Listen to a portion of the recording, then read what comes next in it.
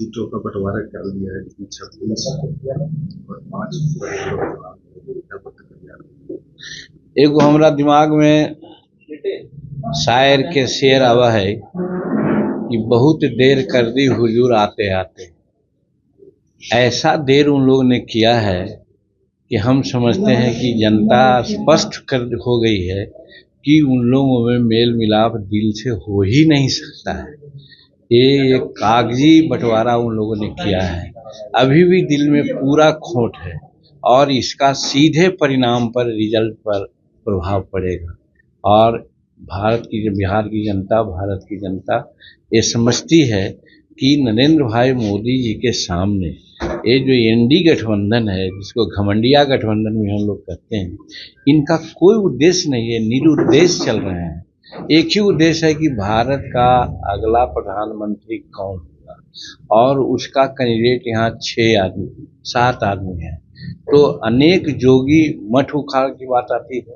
तो वही बात हुआ, हम शुरू में ही कह दिया था कि इन लोग का जो पर्पस है वो लोभ का पर्पस है, लाभ का पर्पस है, देशभक्ति का, राष्ट्रभक्ति का नहीं है। इसलिए ये लोग नहीं टिकेंगे और आज नतीजा वही हुआ। दूसरी तरफ आप एनडीए में देखा कि बहुत पहले सारा अपना तय कर लिया, कहीं कोई मरमरिंग नहीं हुआ, इसलिए कि वहाँ पर तो एक नेता है और एक राष्ट्र की बात आती है। आज नरेंद्र मोदी जी हमारे नेता हैं और 2024 क्या, हम तो कह रहे हैं कि 2030 तक के नरेंद्र भाई मोदी जी को कोई हटाने नहीं जा रहा है। हिंदुस्तान की जनता समझती है। हो सकता है कहीं बेरोजगारी हो सकता है कहीं और कोई संकट हो, लेकिन नरेंद्र भाई मोदी जी ने प्रयास किया है, चाहे अंधन योजना का मामला हो या फिर स्वास्थ्य संबंधी जो मामला है या 5 लाख रुपया तक शो हो, या G20 की बैठक करके समूचे अधिकांश संसार के जो हमारे नेता लोग हैं उनको बैठ करके सदारत किया, या आज आर्थिक स्थिति हमारी है जो 11वां-12वां पोजीशन में हम लोग थे, आज 5वां पोजीशन में हमारी आर्थिक व्यवस्था चल रही है। और निश्चित रूप में जैसा कि उनका टारगेट है, मोदी की गारंटी है कि 2027 आते आते हम संसार का तीसरी अर्थव्यवस्था बन जाएंगे। ये सब है कि हिंदुस्तान को आगे आने वाला जो वर्ष है वो संसार का सबसे उन्नत समुन्नत राष्ट्र के रूप में ले जाने का उनकी कल्पना है। इस उद्देश्य से एनडीए के लोग काम कर रहे हैं, इसलिए वहाँ किसी प्रकार का मरमरिंग नहीं है। और दूसरा है घमंडिया गठबंधन में जो आप देखा, पहले कहते थे कि एनडीए के लोग नहीं सीट शेयरिंग कर रहे हैं, हमारे यहाँ सब कुछ ठीक है। तो 3 दिन से तो तेजस्वी प्रसाद दिल्ली में बैठे हुए हैं, आज हो जाएगा, कल हो जाएगा, परसों हो जाएगा, और होते होते आज की बात आई है कि 12 बजे उन्होंने कहा कि हम लोग ऐसा ऐसा कर लिया है। वो भी जिस तरह से होता है ना कि सांप से सुंदर की बात होती है कि न निगलते बनता है न उगलते बनता है, ऐसी परिस्थिति में उन लोगों ने सीट का बंटवारा किया है। तो आप सोच सकते हैं कि जब बंटवारा में ही इस प्रकार का मतभेद और मनभेद दोनों हो गया है तो उसका रिजल्ट साफ है। वो कहीं से नहीं एनडीए को चैलेंज कर सकते हैं। और बिहार में एनडीए 400 सीट निकालने वाली है।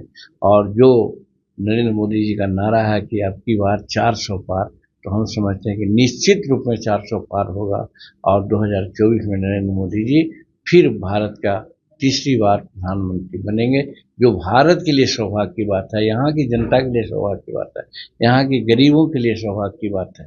और इसीलिए हम लोग यही कह सकते हैं कि घमंडिया का जो गठबंधन है उनका जो आपसी तालमेल हुआ है वो दिखावा है, छलावा है, बीच में उन लोगों के हृदय में दरार है, फांट है। हाँ, हंसी आती है ये कह के कि परिवारवाद हम चलाते हैं या परिवारवाद लालू जी चलाते हैं। लालू जी का बेटा चाहे तेजस्वी हो, चाहे तेज प्रताप हो, चाहे मीसा जी हो, ये तीनों कौन आंदोलन के प्रोडक्ट हैं? कितने जन समस्याओं के लिए उन्होंने लड़ाई की और जेल गए और उनको थोप दिया गया।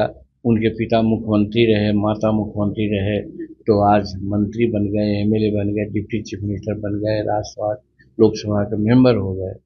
तो परिवारवाद इसको कहते हैं। परिवारवाद उसको नहीं कहते हैं कि जो बचपन से जन संपर्क में रहा हो। आप मीन करते होंगे कि हमारा बेटा संतोष के बारे में लोग कहते होंगे।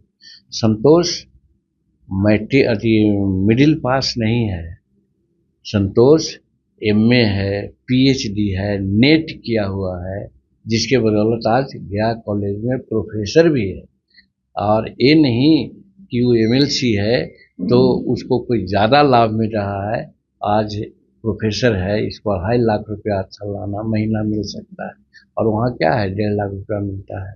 लेकिन जन सेवा के लिए आज नहीं, शुरू से ही जब उसने होश संभाला, जब कॉलेज की शिक्षा प्राप्त किया, उसके बाद वो जानते हैं कहाँ काम किया? यूनिसेफ में काम किया था। यूनिसेफ में एक प्रखंड का प्रभारी रहा। उसके बाद वो औरंगाबाद का प्रभारी था, काम कर रहा था। ये जो बिजली का पोल है और तार है, उस पर चढ़ करके वो यूनिसेफ का स्टिकर साटता था, और कहीं नहीं ये कहता था कि मेरे पिताजी मंत्री हैं, ये क्या है। क्योंकि उसके बारे में हमको पता है कि जब क्रोन जो होता है, स्टेट मालिक होता है यूनिसेफ का, और हम डिप्टी मिनिस्टर थे वेलफेयर का, तो मेरे पास आया हुआ था। उस समय संतोष बैठा हुआ था। जब मालूम हुआ उसको कि संतोष के बारे में कि मंत्री का बेटा है, तो आश्चर्य किया कि अरे भाई, ये तो कभी नहीं कहा कि हम मंत्री के बेटा हैं। और फिर जब राजनीतिक में आया तो आपको बताना चाहते हैं, इसको पता नहीं, आप लोग छापिए, बताइएगा कि नहीं। 1998 में लाल कृष्ण आडवाणी जी की बैठक हुई थी यहाँ गांधी मैदान में। उस समय भाजपा ज्वाइन किया था, मेरे साथ नहीं था। और जब आगे बढ़ा उसकी कारवां, हम भी आगे बढ़ते गए। लास्ट में वो शायद हमारा उम्र या हमारे प्रति, पिता के प्रति उसका कोई कर्तव्य समझ में आया, तब फिर उधर छोड़ के कहा कि जब पिता हमारे हैं जिस पार्टी में, उस पार्टी में रहेंगे। और वो रहा, और रहने के बाद एमएलसी हुआ। एमएलसी के बाद दोबारा एमएलसी अभी हुआ है और मंत्रिमंडल में है। तो वो अपने काम, आंदोलन और सेक्रीफाइस के चलते हैं, न कि जीतन मांझी के बेटा के चलते हैं। इसलिए एक तरफ वो परिवार है और दूसरी तरफ ये हमारा परिवार है। इसको आप लोग जज कीजिए कि बाई भर्त्यू अब जीतन मांझी का बेटा वो आज है या अपने मेरिट से है, और दूसरे का किस मेरिट से है, जो डिप्टी चीफ मिनिस्टर हुए या एमएलए हुए या मंत्री हुए या फिर लोकसभा या राज्यसभा का मेंबर हुए। उसमें कौन आंदोलन में था, कौन सेक्रीफाइस था, कितना दिन वो जनसेवा किया, आप लोग जजमेंट कीजिए। इसीलिए हमको हंसी आती है कि जब कहता है वैसा, एक सियार जंगल में था, उसकी पूंछ कट गई थी, तो जानते हैं जमात में गया सियारों का, तो कहा पूछी बहुत